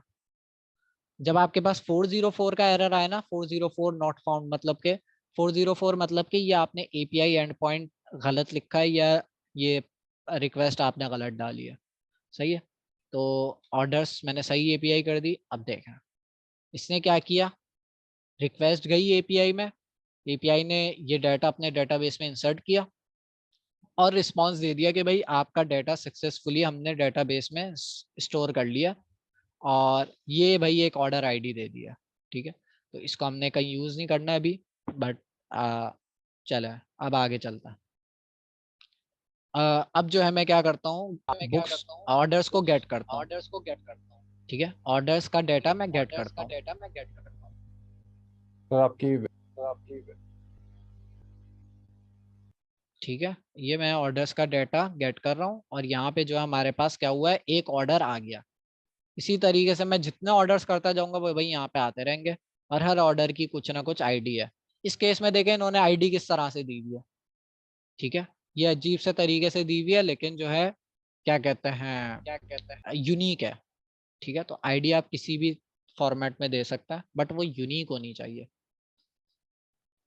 ओके, तो ये हमारे पास भाई ऑर्डर ऐड करने का तरीका था। आगे चलते हैं। आगे हमारे पास क्या है, ऑर्डर अपडेट करने का तरीका कि भाई कोई भी ऑर्डर है उसको अगर मुझे कैंसिल करना है, ठीक है, या मुझे उसमें से अपना नाम चेंज करना है। ठीक है, कैंसिल का तो ऑप्शन नहीं दिया हुआ इन्होंने, लेकिन जो है रियल वर्ल्ड एप्लीकेशन में अगर आप देखें तो ऑर्डर जब आप करते हैं तो उस ऑर्डर को आप कैंसिल भी कर सकते हैं। ठीक है, तो क्या होगा, ऑर्डर का स्टेटस अपडेट हो जाएगा। इस केस में मुझे क्या करना है, मुझे भाई ऑर्डर में जो कस्टमर है जिसका नाम हमजा है इसको मुझे अपडेट करना है, चेंज करना है। ठीक है, क्योंकि अब तो ऑर्डर क्रिएट हो गया है ना। अब मैं दूसरा ऑर्डर तो बनाऊंगा नहीं कि भाई ताकि मैं नाम चेंज कर सकूं, मुझे इसी ऑर्डर में नाम चेंज करना है। तो मैं क्या करूंगा, यहाँ पर आऊंगा, सेम क्या कहते हैं एपीआई एंड पॉइंट, ये ऑर्डर्स होगा, ऑर्डर्स के आगे स्लैश लगा के मैं आईडी पास कर दूंगा ऑर्डर की कि भाई किस ऑर्डर को अपडेट करना है। तो मैंने ये आईडी गेट करी यहाँ पे और यहाँ पे पेस्ट कर दी। ठीक है, ये मुझे कहाँ से पता चला, ये इन्होंने मुझे यहाँ से बताया हुआ है। भाई ऑर्डर्स होगा, ऑर्डर्स के बाद आपने ऑर्डर आईडी पास करनी होगी, वो मैंने कर दिया। अच्छा, इसके अंदर क्या है, इन्होंने कहा पैच रिक्वेस्ट। पैच रिक्वेस्ट हम इसलिए यूज करते हैं ताकि हम डाटा को अपडेट कर सकें। तो भाई यहाँ पे मैं आऊँगा, पैच रिक्वेस्ट सेलेक्ट कर ली। उसके बाद मैं क्या करूँगा, हाँ अब वो कह रहा है कि भाई ठीक है आपने अपडेट करना है, ठीक है करो। अब वो कह रहा है कि अपडेट करना क्या है, मतलब अपडेट करने के लिए मुझे कोई चीज़ पास करनी होगी ना कि भाई ये चीज़ से अपडेट कर दो। तो मैं क्या करता हूँ, यहाँ पर आता हूँ, वो चीज़ बता देता हूँ कि भाई कस्टमर नेम अपडेट कर दो। तो मैं यहाँ पे जेसन पास करूँगा जिसकी की होगी कस्टमर नेम। यहाँ पे भी देखे कस्टमर नेम ही है, सही है, तो सेम होनी चाहिए। यहाँ पे मैंने कस्टमर नेम और यहाँ पे मैं जॉन कर देता हूँ, सही है। सेंड करूँगा,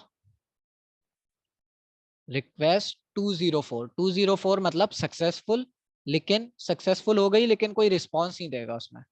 ठीक है, तो ये कोई एरर नहीं है, ये सही है बिल्कुल, अपडेट हो गई है आपकी। चेक करने के लिए आप क्या कर सकते हैं, इस ऑर्डर को मैं गेट कर लेता हूँ, सेम ऑर्डर को मैं गेट कर लेता हूँ।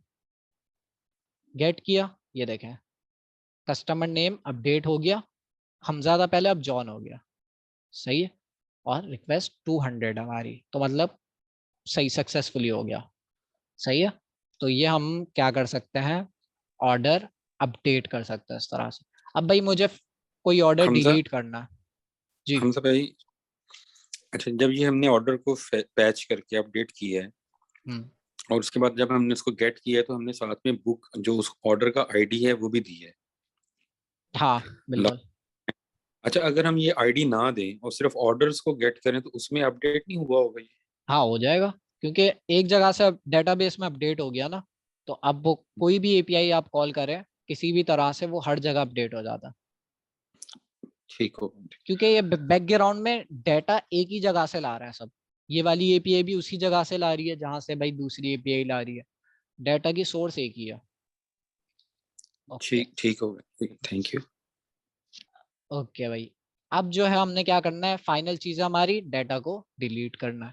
डिलीट करने के लिए मैं क्या करूंगा, यहाँ पे भाई सिंपल हमारे पास जो हमारी रिक्वेस्ट होगी वो मैं डिलीट पे सेलेक्ट कर लूंगा जी। रिकॉर्डिंग अवेलेबल होगी, हमजा सैयद जो है मेरे चैनल का नाम है, वहां से आपको मिल जाएगी।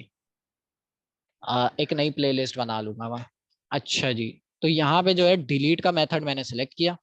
अब ये क्या रहा है कि भाई, एक बात मैंने पूछनी थी यहाँ पे, सॉरी आपको डिस्टर्ब कर रहा हूँ यहाँ पे। जी जी अभी हमने सिर्फ एक बुक का ऑर्डर किया है, अगर हमने सेकंड ऑर्डर करना हो तो उसका क्या तरीकाकार होगा? वही इसके तरीकाकार साथ होगा, वही तरीकेकार होगा कि आप जो है पहले एक ऑर्डर करेंगे फिर दूसरा ऑर्डर करेंगे।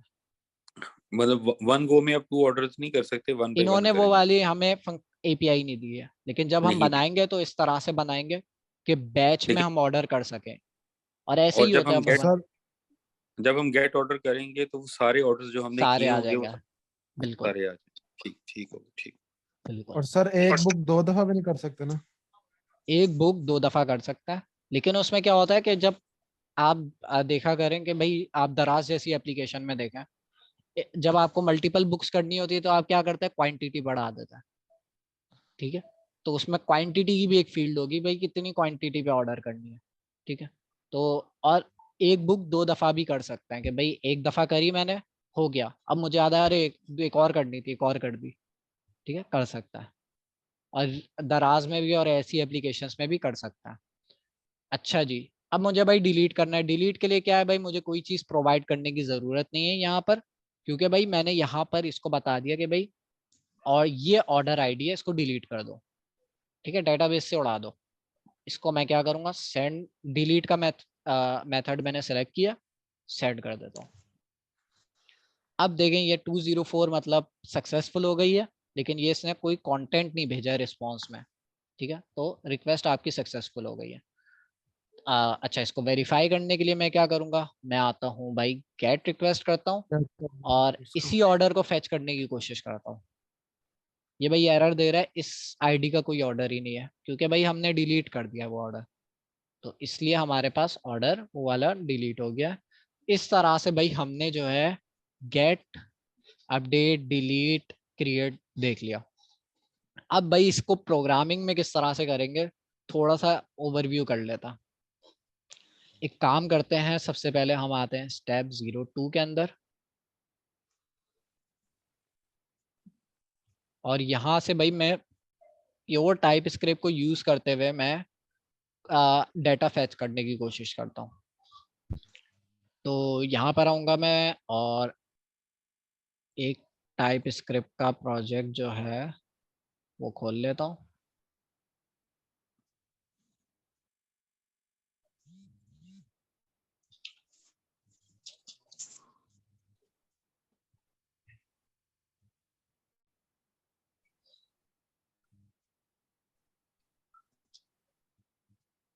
ओके, तो ये भाई सिंपल टाइप स्क्रिप्ट का प्रोजेक्ट सबको पता है, ठीक है। अब इसके अंदर क्या, हमारे पास एक मेथड है फैच का,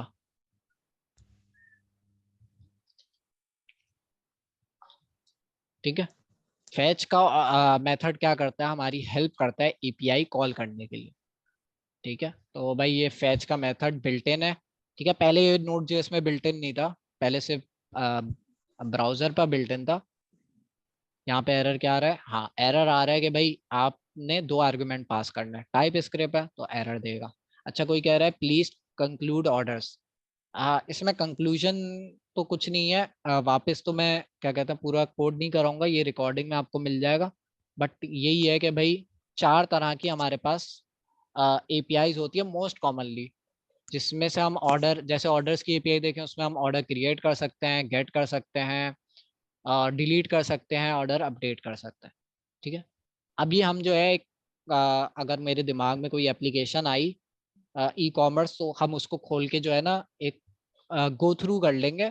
क्या कहते हैं कि आपको थोड़ा सा फैच करना दिखा दिया, अब आप लोग को थोड़ा रियल वर्ल्ड एप्लीकेशन में ले जाके जो है वो चीज़ दिखाऊंगा, तो थोड़ी सी बेटर अंडरस्टैंडिंग होगी।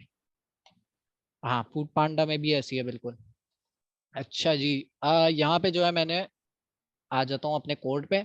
फैच का मेथड यूज करते हुए मैंने रिक्वेस्ट करनी है। इसके अंदर पहली चीज जो मुझे पास करनी है वो है यूआरएल। यूआरएल के अंदर मैं क्या चीज पास कर दूंगा, मैं काम करता हूँ बुक्स का यूआरएल पास कर देता हूँ कि भाई मुझे बुक्स सर ये गेट करनी है। फैची या ये गेट वाला काम करेगा ना, सेम जो पोस्टमैन हम गेट यूज कर रहे हैं? हाँ, अगर मैं कोई मेथड नहीं बताऊंगा तो ये बाय डिफॉल्ट गेट मेथड है, ठीक है। अगर मुझे मेथड सेट करना है, वो जो आप कह रहे हैं ना गेट पोस्ट, इसको हम मेथड्स कहते हैं, तो अगर मुझे सेट करना है तो मैं अलग से कर सकता हूँ, अभी करके भी देखेंगे। तो भाई ये भाई मैंने फैच की रिक्वेस्ट कर रहा हूँ और ये मैं करूँगा बुक्स पे, सही है। और ये इतना सा कर रहा हूँ अभी, सही है। अब देखते हैं इस पे रिस्पॉन्स क्या आता है, आप लोगों को क्या लगता है क्या होगा। अच्छा, इसको कंसोल एक वेरिएबल के अंदर सर डाल देता बुक्स हूँ आ पहले। जाएंगी हमारे पास सारी, 6 की 6। अच्छा जी, बुक्स आ जाएंगी, इसको मैंने जो है कंसोल पे रिस्पॉन्स कर दिया, देखते हैं क्या आता है। और किसी को कुछ कहना है? क्या आंसर आएगा? आपने अभी कहा था 2 वेरिएबल पास करने थे ना, तो आपने एरर वो किया ना आएगा, अभी पास। एरर आएगा, एसिंक नहीं चलाया क्योंकि एसिंक या प्रोमिसेस के जरिए से अवेट लगेगा। लगाएंगे। बिल्कुल बिल्कुल, अब वेट लगेगा, लेकिन एरर तो नहीं आएगा, लेकिन जो है चलेगा भी नहीं। सही है। उसके लिए मुझे क्या करना पड़ेगा कि भाई ये, अब देखें खुद ही सेंस बन रही है ये चीज। जब हम एसिंक का वेट पढ़ रहे थे, उसके अंदर हम एसिंक का वेट टेम्परेरी लगा रहे थे ताकि जो हम चेक कर सके। अब ये real world application, real example आ गई है। इसमें क्या हो रहा है भाई, डाटा फैच करने में थोड़ा टाइम लगेगा, रिक्वेस्ट जाएगी फिर आएगी। ठीक है। अब जावास्क्रिप्ट क्या है, जावास्क्रिप्ट जो है ये एसिंक्रोनस फंक्शन है। फैच का जो फंक्शन है वो एसिंक्रोनस फंक्शन है। तो क्या होगा, हमारा कोड चलना स्टार्ट होगा, वो देखेगा अरे फैच का फंक्शन है, चलो भाई इसको दूसरी थ्रेड के अंदर चला देता हूँ मैं। ठीक है। फिर अगली लाइन में आ जाएगा। अब जो है वो दूसरी थ्रेड पे चल रहा है, खत्म हो गया, पता भी नहीं चला। सही है। तो हमने क्या करना है यहाँ पे, हम जो है अच्छा तरीका ये है, Node.js के नए वर्जन में जो है ना हमारे पास ये अवेट का ऑप्शन, मेरे लैपटॉप पे ये वाला चल जाता है, लेकिन जो है क्या कहते हैं, क्योंकि उसमें शायद नया वर्जन है तो उसके अंदर आपको एसिंक्रोनस फंक्शन बनाने की जरूरत नहीं पड़ती। यहाँ वहां पे आप डायरेक्ट अवेट लिखते हैं तो वो चल जाता है, लेकिन हम जो एक फंक्शन बना देते हैं, const get data equals to, simple एक फंक्शन बना दिया मैंने, एरो फंक्शन। इसके अंदर जो है इन दोनों काम को मैं इसके अंदर ले आता हूँ। अब जो ये है वाली मैं इस बात रिपीट कर दे, ये वाली बात फंक्शन की बनाया। फंक्शन हमने इसलिए बनाया कि अवेट जो है ना सिर्फ एसिंक्रोनस फंक्शन के अंदर चलता है। ठीक है। अब देखें अवेट मैंने ऐसे लिखा हुआ है तो यही एरर दे रहा है कि आप जो है फंक्शन को एसिंक फंक्शन के अंदर यूज कर सकते, आप जो है अवेट को एसिंक फंक्शन के अंदर यूज कर सकते। तो ये मैंने एसिंक एक फंक्शन बना दिया, अब इसको एसिंक भी कर देता हूँ इस तरह से। अब ये एसिंक्रोनस फंक्शन बन गया। ठीक है। उसके साथ ही मैं अवेट यूज कर सकता हूँ, लेकिन Node.js का जो नया वर्जन है ना उसके अंदर आप सिर्फ ऐसे भी अवेट यूज कर सकता है। ठीक है। बट हम जो है इस तरह से कर रहे हैं, और अमूमन हम इसी तरह से कर रहे होता है। अच्छा जी, अब मैं क्या करूंगा, गेट डाटा जो है वो मैं कॉल कर लेता हूँ। ठीक है। अब क्या होगा भाई, यहाँ पे ये कोड चलेगा। ठीक है। इसमें मैंने क्या किया, गेट डाटा का फंक्शन कॉल किया, हमारा ये कोड चलेगा। इसमें क्या होगा कि भाई इस लाइन पर आएगा, वो देखेगा अरे अवेट लगा हुआ है, तो वो क्या करेगा, इस लाइन पे वेट करेगा जब तक रिस्पॉन्स ना आ जाए। ठीक है। जब तक रिस्पॉन्स नहीं आएगा वो अगली लाइन में नहीं जाएगा। ठीक है। तो यहाँ पे जो है हमारे पास रिक्वेस्ट जाएगी, आएगी, थोड़ा सा टाइम लगेगा, फिर उसके बाद हमारी अगली लाइन चलेगी। तो हम इसको चला के देख लेते हैं, node main.js, इसको मैंने सेव कर दिया। यहाँ पे देखते हैं क्या हुआ है। fetch is not defined. Okay, fetch is not defined, मेरे ख्याल से वही वर्जन का मसला है। जैसे ही मैंने आपको बताया था Node.js के अंदर पुराने वर्जन में fetch का मेथड नहीं था। ये टाइप स्क्रिप्ट या सिंपल नहीं, ये Node.js जावास्क्रिप्ट का ही मसला फाइल है। बना, सिंपल जावास्क्रिप्ट की फाइल में फैच करके कर ले। सिंपल जावा से, लेकिन वहां पे भी Node.js चलेगी ना, Node.js के वर्जन का मसला है। लेकिन टाइप स्क्रिप्ट कोई एरर नहीं दे रही, टाइप स्क्रिप्ट को पता है हाँ भाई सही लिखा है Node.js के अंदर, लेकिन जब मैं Node.js चला रहा हूँ तो ये मुझे एरर दे रहा है। अब इसके लिए मैं क्या कर सकता हूँ, बहुत सारे लोगों के पास ये एरर नहीं आएगा क्योंकि उनका लेटेस्ट वर्जन होगा। तो मैं क्या करता हूँ उसके लिए, पहले Node.js में हमारे पास ये नहीं होता था फैच ना, तो हम जो है npm से इंस्टॉल करते थे सर। तो फैच npm लिखता हूँ मैं तो मिल जाएगा मुझे नोट फैच, तो हम इसको यूज कर लेते हैं। मैं फिर से रिपीट कर रहा हूँ, ये पहले हमारे पास फैच का मेथड नहीं होता था। ये देखें कितने डाउनलोड्स हैं इसके वीकली, पहले हमारे पास ये मेथड नहीं होता था। अब जो है Node.js में बिल्ट इन हो गया ये फैच का मेथड, तो हमें ये इंस्टॉल करने की जरूरत नहीं होती। अच्छा जी, यहाँ से मैंने इसको इस तरह से यूज करना है, इंपोर्ट कर लेता हूँ इसको यहाँ से। अच्छा, इसकी टाइप्स भी मुझे करनी होंगी। अच्छा, कॉमन जेएस, वही नोड मॉड्यूल्स का यहाँ पे एरर आ रहा है। अगर मैं इसको टाइप जो है हमजा भाई आप वर्जन तक मॉड्यूल अपडेट कर कर लूँ, सकते थे। हमजा भाई वर्जन अपडेट करने में या टाइम लगता है, नोड जेएस में ना ऐसे नॉर्मली नहीं होता। आपके पास वो होना चाहिए अपडेट करने का CLI होती है, वो तो कॉन्फ़िगर तो हो जाता है आराम से। अच्छा जी, हमजा तो भाई नोड को ही अपग्रेड कर दें। यार वही मैं कह रहा हूँ ना, उसमें टाइम लगेगा। ठीक है, वो मैं ऐसी कमांड से नहीं कर सकता मेरे ख्याल में। ठीक है, तो खैर ये हो गया। मैंने क्या किया कि भाई नोड फैच एक लाइब्रेरी है, उसको यूज कर रहा हूँ मैं फैच का मेथड यूज करने के लिए। ठीक है, तो कोई मसला नहीं है, आप लोग नहीं यूज करेगा अगर आपके पास अपडेटेड वर्जन है, तो बस वही चीज़ है।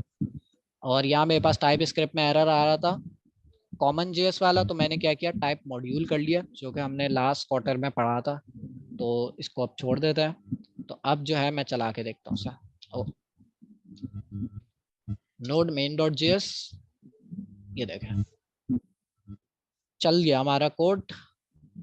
और यहाँ पे अगर मैं देखूँ, ये देखें स्टेटस 200, हमने पढ़ा है स्टेटस 200 का क्या मतलब होता है, एपीआई की रिक्वेस्ट सक्सेसफुल हो गई है। लेकिन भाई ये किस तरह का डाटा आ रहा है? ठीक है, हमें ये चीज समझ आ रही है, ये चीज समझ आ रही है भाई, लेकिन हमें बुक्स नहीं मिली, बुक्स नहीं मिल रही। तो बुक्स गेट करने के लिए हमें एक और काम करना होता है।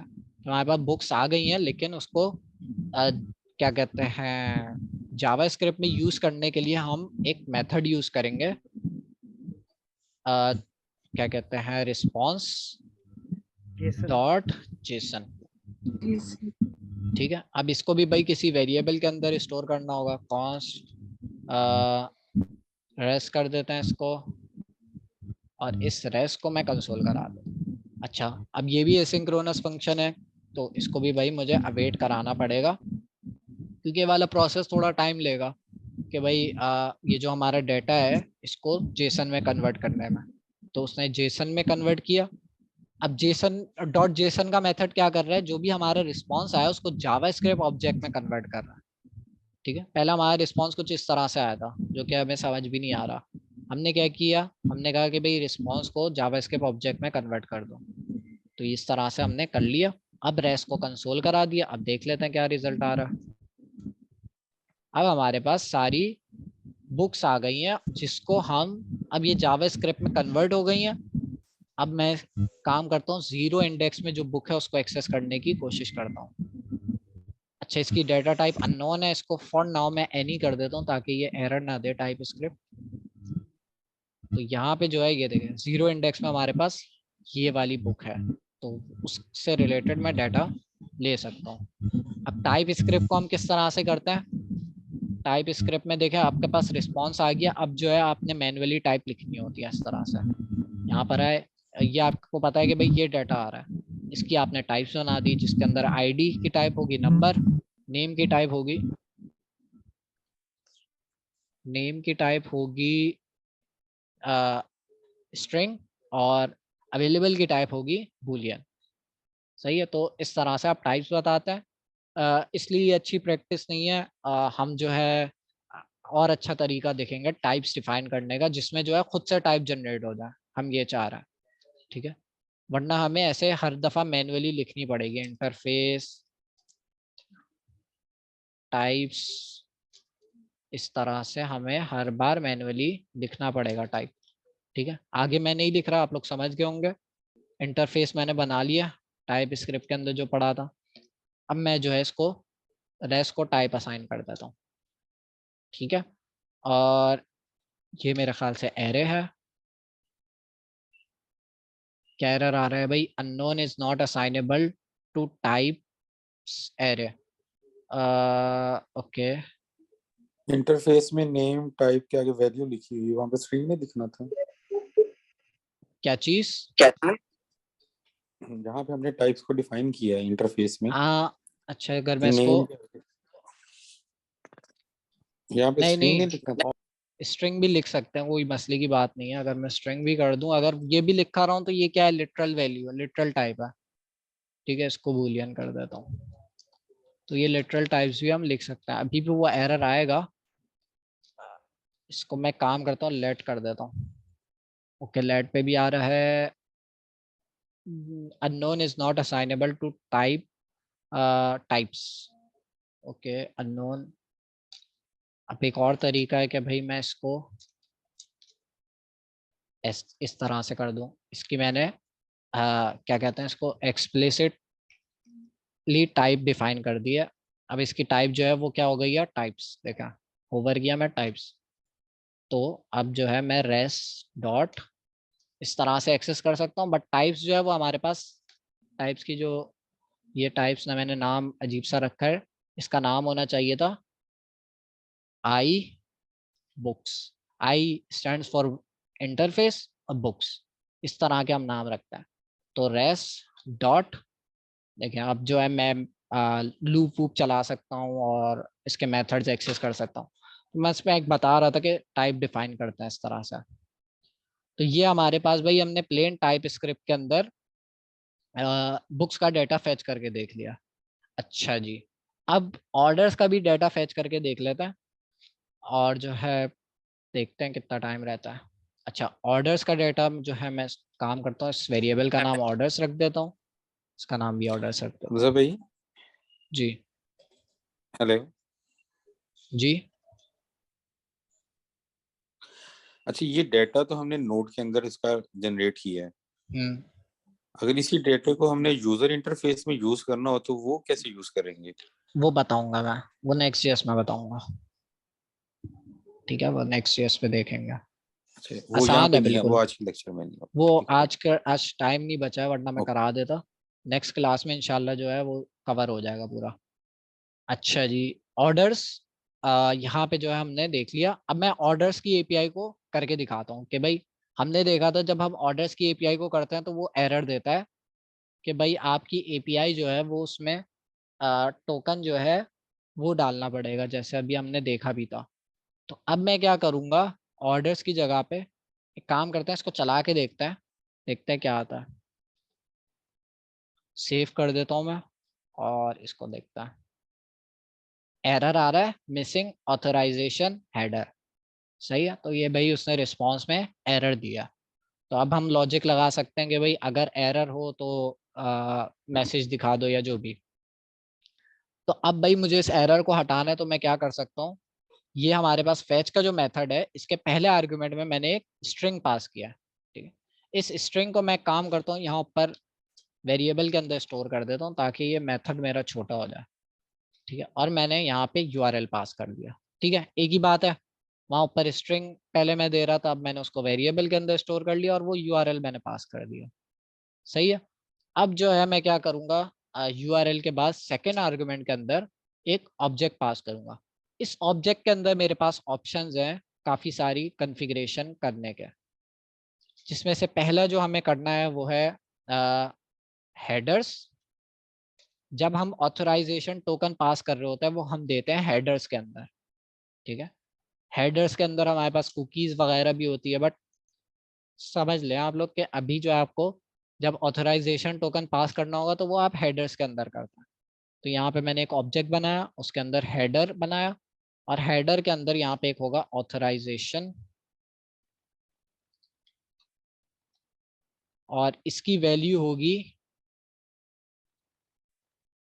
बेरर, और वो टोकन, टोकन क्या था, टोकन हमारे पास वहीं से उठा लेता हूँ, तो भाई ये पोस्टमैन पे था। क्लिप बोर्ड कैसे लिख रहे हैं, किस शॉर्टकट से लिख रहे थे? ये आप विंडोज प्लस वी दबाएं तो वो आ जाता है। ठीक है, ये मैंने टोकन उठा लेता हूँ यहीं से, और जो है जब आप एपीआई पे रिक्वेस्ट कर रहे होते हैं तो आपने इस तरह से बैरर लिखना होता है। बैरर बेसिकली इस टोकन की टाइप है। सही है, तो भाई ये मैंने बैरर लिखा और ये टोकन पास कर दिया स्पेस डाल के। सही है, तो ये इस तरह से लिखना होगा मुझे हेडर्स के अंदर ऑथराइजेशन, ऑथराइजेशन के वैल्यू में मैंने हेडर वो बैरर टोकन पास कर दिया। टोकन कहाँ से मिला था? ये मैंने जनरेट किया था ना API पोस्टमैन के अंदर। अच्छा हमजा भाई, ये वीएस कोड में कैसे जनरेट करेंगे टोकन?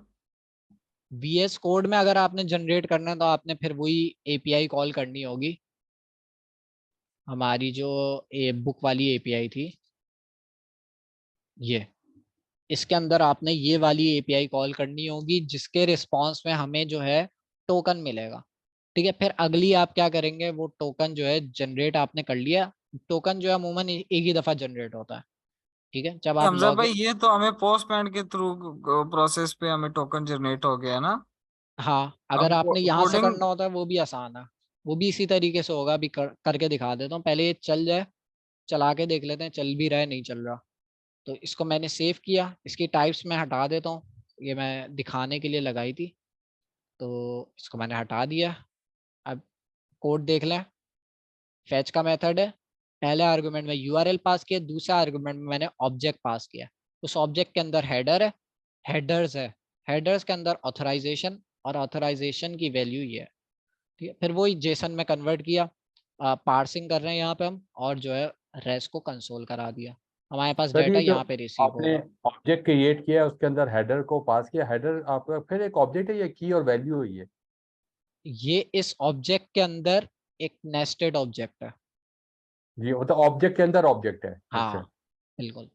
और फिर वो हेडर ऑब्जेक्ट के अंदर फिर आप की और वैल्यू दे रहे हैं ना, ऐसा ही? हाँ बिल्कुल। ठीक ठीक हो है, गया सर। अच्छा इसको चला के देख लेते हैं। नोड मेन डॉट जेएस आ गया, चल गई हमारी एपीआई, एम्प्टी एरे आ गया हमारे पास। अब एक काम करते हैं, मैं यहाँ से ऑर्डर ऐड करता हूँ और वहां पे चेक करता हूँ यहाँ पे आ रहा है नहीं आ रहा। सही है, तो आप लोग को इससे पता चल जाएगा कि भाई डाटा जो है वो सच में डाटाबेस में स्टोर हो रहा है, जिसकी वजह से हम जो है एक दफा हमने कहीं से भी डाटा डाल दें, वो जो है हम कहीं और पे भी देखें तो वो डाटा सेम रहेगा हर जगह पे। तो जो है मैं जल्दी से जो है ऑर्डर ऐड करके दिखा देता हूँ। क्रिएट पे, क्रिएट वाली एग्जांपल से आपको वो वाली चीज भी समझ आ जाएगी। कहाँ गया, यही है, हाँ यही है। बुक आईडी और ये पास किया मैंने यहाँ पे, पोस्ट रिक्वेस्ट करेंगे, ऑर्डर्स पे करेंगे, ठीक है सेंड कर दिया। देखें ऑर्डर क्रिएट हो गया, अब वहां पे चेक करता है यहाँ पे हुआ भी नहीं हुआ। नोड मेन डॉट जेएस, देखें ऑर्डर आ गया। ठीक है, अब क्योंकि मेरा टोकन अलग है, इस टोकन पे मैं जो भी ऑर्डर्स ऐड करूंगा, अगर ये टोकन मैं आपको भी दे दूं और आप भी इस पे ऑर्डर क्रिएट, आप भी मेरा ऑर्डर देख सकते हैं अगर मैं ये टोकन आपको दूं। ठीक है, अगर ये टोकन अगर आप अपना टोकन बना के ऑर्डर्स देखना चाहेंगे तो सिर्फ आपको अपने ऑर्डर्स दिखेंगे, तो आपके ऑर्डर्स अलग है, मेरे ऑर्डर्स अलग है। सर सही एक है सवाल है, जी। ये आपने मतलब ये बुक की एपीआईज तो हमें मिली हुई है, तो ये नोड का सर्वर आपने क्यों बनाया? ये मैं कोड करके दिखा रहा हूँ जावास्क्रिप्ट से किस तरह से एपीआईज कॉल करता है। ठीक है, नेक्स्ट जेएस के अंदर हम करेंगे तो हम कुछ इसी तरीके से कर रहे होंगे एपीआईज के। तो हमारे पास डाटा आ जाएगा, उस डाटा को इस रेस्ट के फॉर्म में आ जाएगा, हम जो है फिर उस डाटा को नेक्स्ट जेएस में लिख लेंगे, ताकि जो है हम कुछ यूजर इंटरफेस जनरेट कर सकते हैं, ताकि हम कोई वेबसाइट बना सकें। ठीक है, तो हमने सर ये ये कोड कर में लिया, आना जरूरी है? कोड आना चाहिए।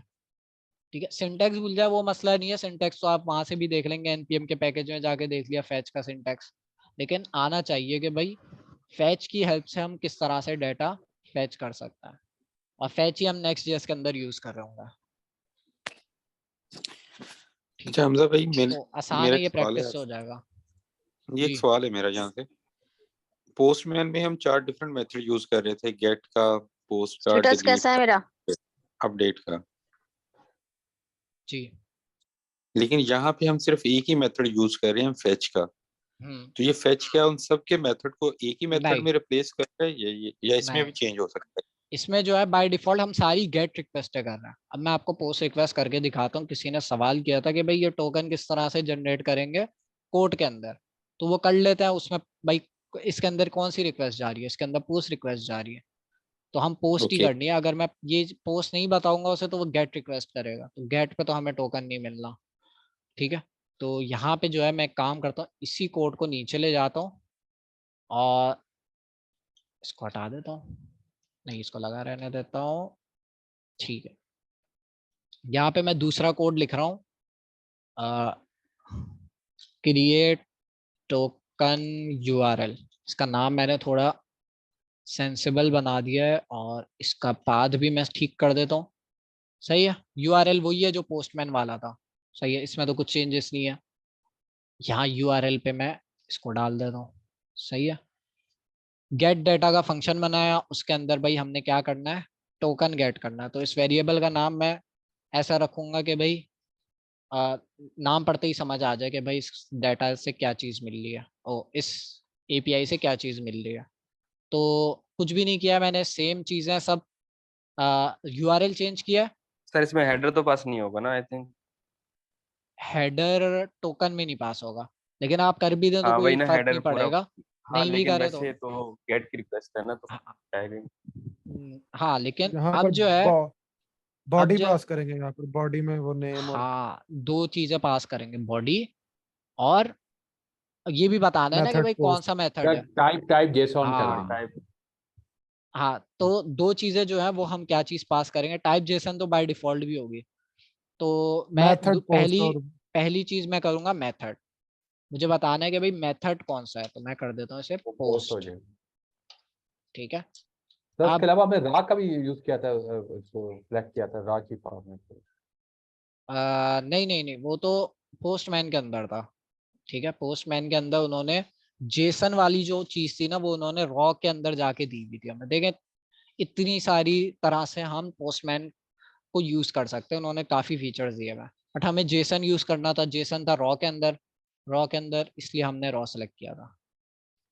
हमें यहाँ पे डायरेक्ट मेथड बता दिए पोस्ट। अब जो है मुझे डाटा पास करना है, तो डाटा जो है वो मैं बॉडी के अंदर पास करता हूँ। सही है। अच्छा जी, अब डाटा किस तरह से पास होगा, डाटा को पास करने के लिए हम जो चीज डालते हैं वो होती है जेसन डॉट स्ट्रिंगिफाई।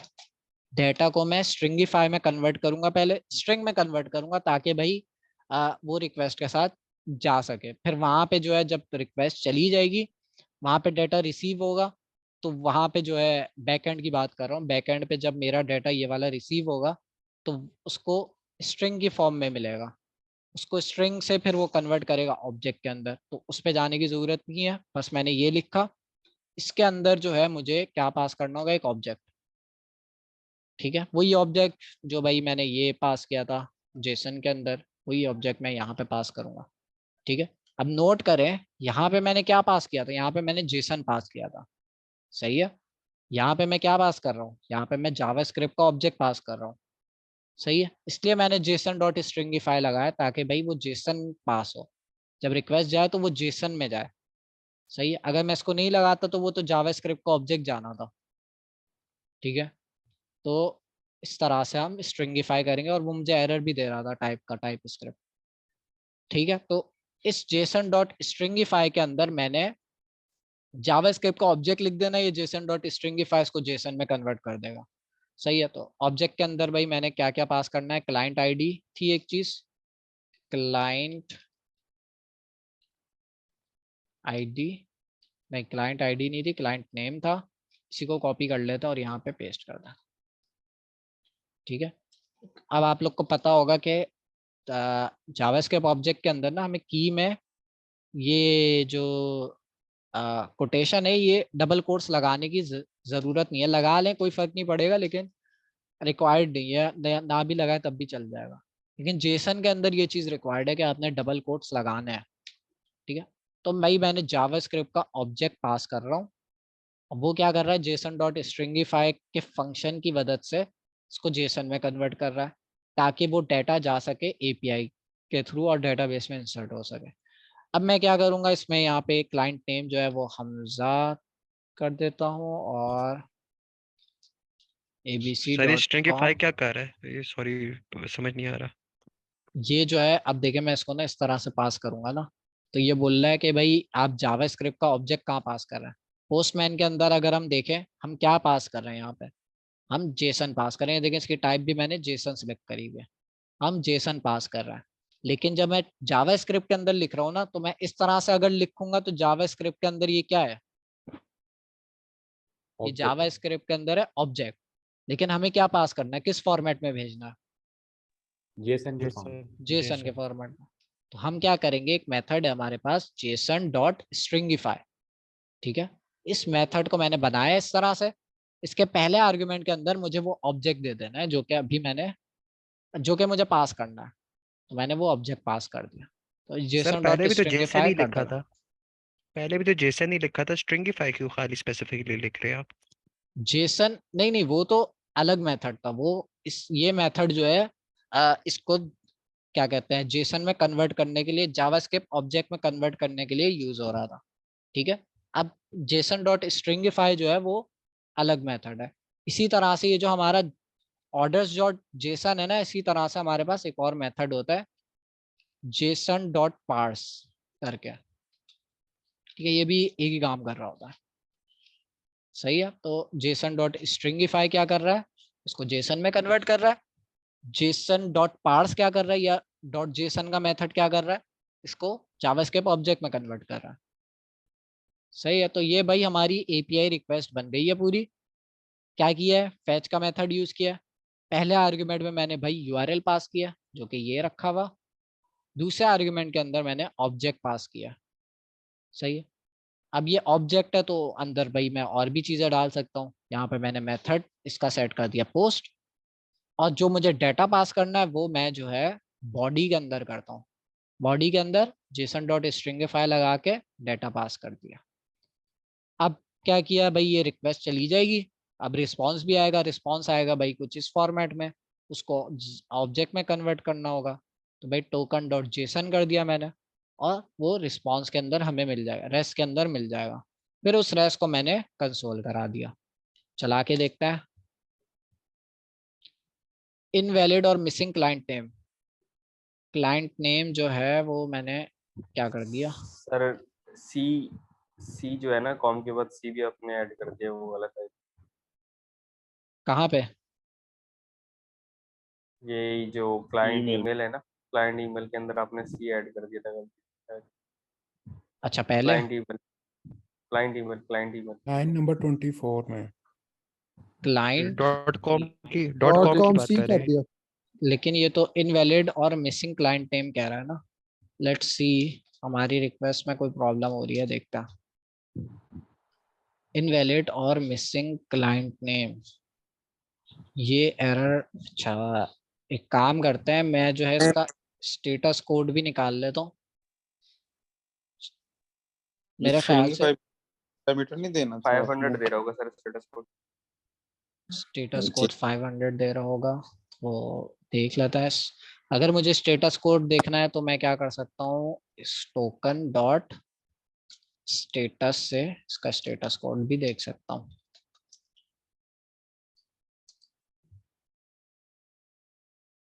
$400 इनवैलिड और मिसिंग क्लाइंट नेम। सर मेरा ख्याल है कि बैड वो आएंगे, रिक्वेस्ट। स्ट्रिंग्स आएंगे क्लाइंट नेम और ईमेल में। हाँ तो स्ट्रिंग ही तो दिया।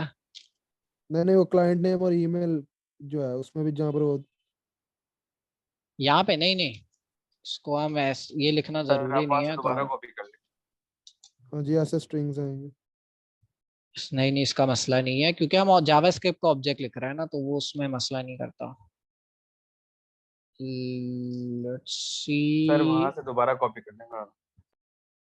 इसका नाम जो है वो यूनिक होना है, तो मैंने ऐसे ही रैंडम कैरेक्टर्स लिख दिया। अभी भी वही एरर आएगा।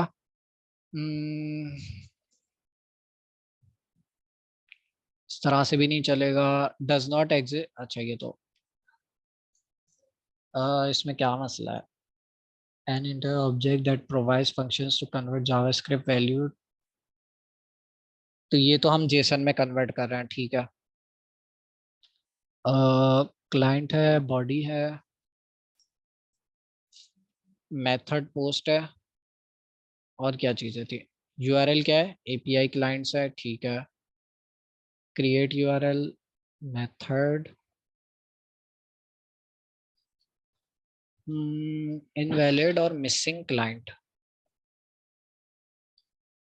ये इसको ये चीज शायद रिसीव नहीं हो रही। अगर मैं इसको इस तरह से भी चलाऊं तो अच्छा ये तो दूसरा है, client.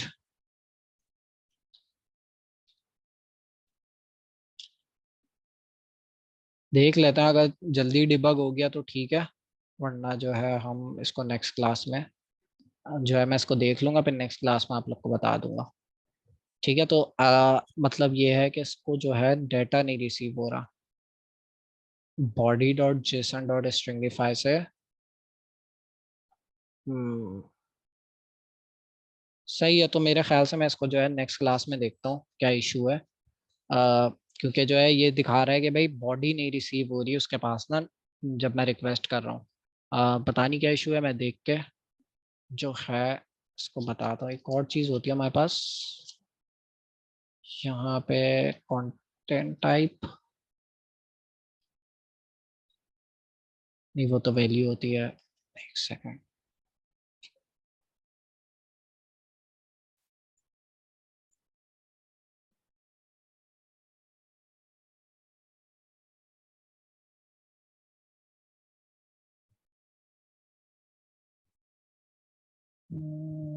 Accept host authorization connection. Sir content type लिखे।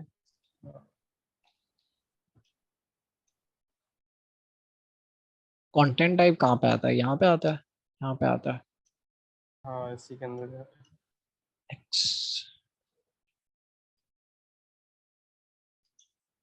एक कंटेंट टाइप क्या है? एक सेकंड, पहले मैं इसको देख लूँ अगर ये हो रहा है इस हेडर से। बेरर टोकन है इसके हेडर में, होस्ट है, यूजर एजेंट है, एक्सेप्ट ऑल ही किया हुआ इसने तो। लेकिन हम जो है कंटेंट